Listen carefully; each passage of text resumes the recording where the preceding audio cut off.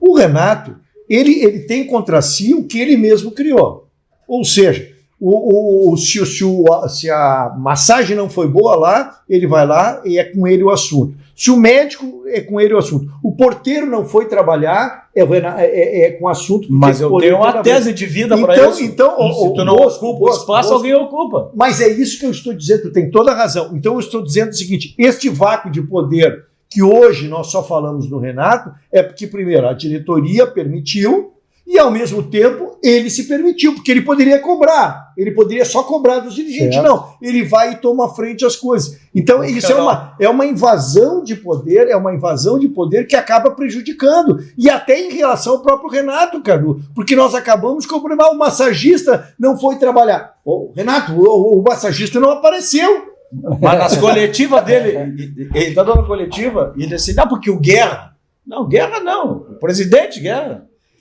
Por outro lado, né? Não tem crise no vestiário do Grêmio, porque o Renato está aí, né? Não tem. Mas por isso que os dirigentes adoram, Paulete? Ele é mas é o melhor presidente para trabalhar, né? É o melhor treinador para trabalhar. Não estoura em ti nunca, né? Ele blinda as diretorias. Ele deu nessa entrevista que ele deu, concedeu ao nosso amigo, colega e grande profissional, Eduardo Gabar, exatamente então, essa interferência em todos os segmentos. Eu ajudo, ele disse. Eu ajudo. Né? Até porque tudo acaba chegando no campo. Mas o Russo tem razão. Então, eu ajudo. Até ele fez uma ironia. Olha, na realidade, eu devia ter diversas carteiras de trabalho, diversos salários por eu ajudar nos outros departamentos. Ele ganha pouco. Cara, quando tu tem um vice de futebol fortíssimo, já é difícil tu mexer no futebol. O Grêmio tem um vice de futebol que ninguém sabe quem é. Então eu vou fazer uma confidência. É verdade. Esse aqui foi convidado, Ayrton Roxo, para ser vice-presidente lá. Agora não é mais segredo, né, Ayrton Roxo? Foi só um pouquinho. O Balói branco. Foi convidado para ser vice-presidente do Alberto Guerra, porque Ayrton Roxo era um dos possíveis candidatos quando Alberto Guerra foi eleito. Depois os caminhos foram diferentes. E no futebol? No futebol. Pô, seria uma escolha espetacular. Pois mas aí por outras questões que agora não vem o caso, acabou não sendo. O Ayrton Roxo eu sei que não seria um capacho do Renato. E até nem sei se aceitaria quando o Renato voltou e foi contratado pelo Romildo Bolzano. Mas o Renato sabe o lugar dele, Cadu. Ele sabe com quem ele mete. Se ele vê que ele tem tem um dirigente firme, um dirigente que conversa com ele, um dirigente que conhece, que teve... Ele não vai pular cerca. Cadu, uma das coisas que eu mais tenho... Essa história foi real, Ayrton Roxo? Uma das coisas que eu mais me honro no meu currículo, Paulete, é ter tido a pretensão e a ousadia de ser presidente do Grêmio. Em 2010. Eu me lembro. Com o Paulo Odoni. Evidentemente, Paulo Odoni totalmente favorito e como gremista, depois a partir dali fez um trabalho maravilhoso, construiu a arena, eu não tenho absolutamente nada. Né? Eu só estou dizendo assim, é que ali eu me dediquei a montar um departamento de futebol como eu idealizava que deveria ser um departamento de futebol. E num organograma de um departamento de futebol moderno, o vice-presidente está lá em cima, os executivos, que precisa de profissional hoje, porque como o vice não é remunerado, ele precisa manter a atividade dele também, né? Tu tem que ter um executivo lá o dia inteiro trabalhando, e aí depois tem toda aquela assessoria. E lá o técnico, na porta do vestiário, no cargo mais alto.